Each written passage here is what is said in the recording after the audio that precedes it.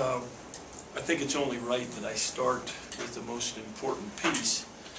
That is to thank the people that came tonight on New Year's Eve. Please don't anybody misinterpret. I've been disappointed. Only disappointed, not because I'm disappointed in our fan. I've been disappointed that people haven't been able to watch that which we get to watch every day. A special group of guys who care about the right stuff.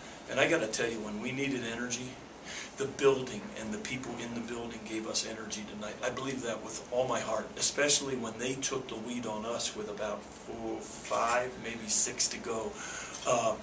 We needed more energy, and there were tired players on both sides.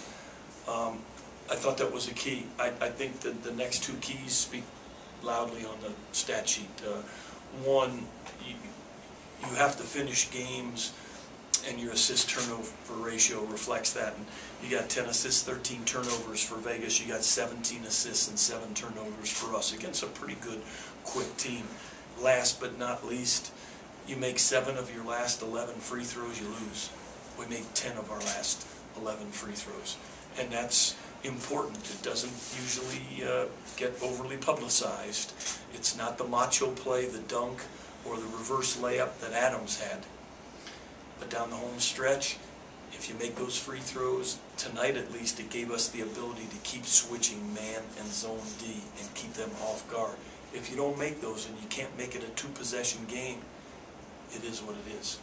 I mean, I know it was a complete team effort, but Wood comes out and scores the first 19 points and hitting threes after going with 6 of 26 to start, and then Larry's matching him, not matching him with threes, but matching him. I mean, that was a heck of a battle there tonight.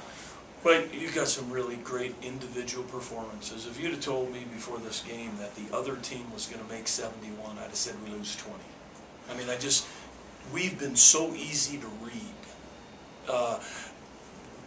We're not so pretty on O, and we make the other team not so pretty on O, and then it's usually 52-48, and that's the game. And this was a different type of game, and I'm really happy for our players. They were able to overcome some deficiencies that we haven't seen all year, and nobody's scored 12 points in transition off of us. Nobody's come down and banged 2 threes in transition on us. Vegas did.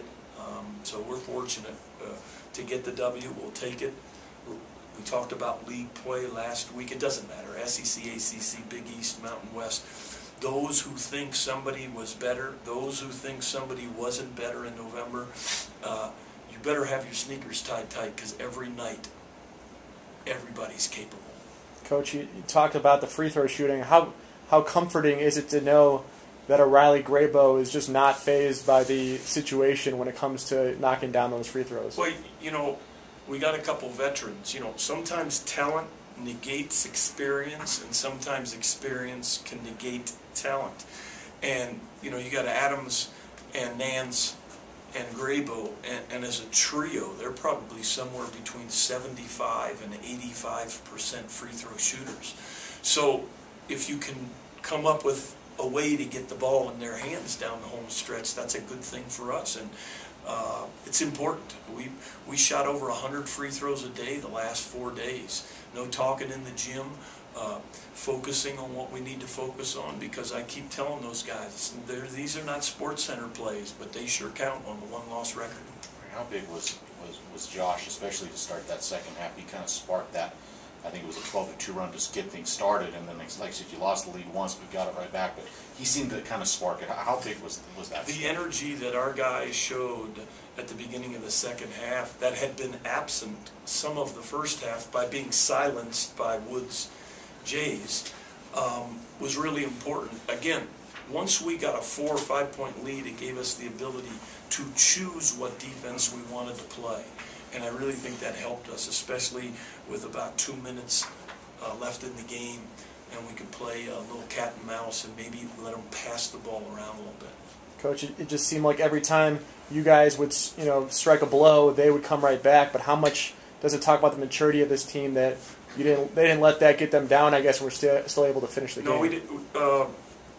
They got some serious talent. I mean, they're well coached. And this team, you could observe, I think I said to you guys a couple of days ago, they have the attention of the staff, which is really important. But, you know, there's a reason why Woods and Vaughn are on almost every single NBA draft board. They're terrific young players. And we have some good players too, and so fortunately we get the W. And you go to, you know, you enjoy this tonight, but you mentioned every, you know, league play, and you go to San Jose, who obviously on paper they're struggling and stuff, but I know you can't go in with that type of mentality. So what do you tell the guys when you meet with them next about this? I just talked to them in the locker room and said there's a lot of unknowns. You know, they've had some suspensions.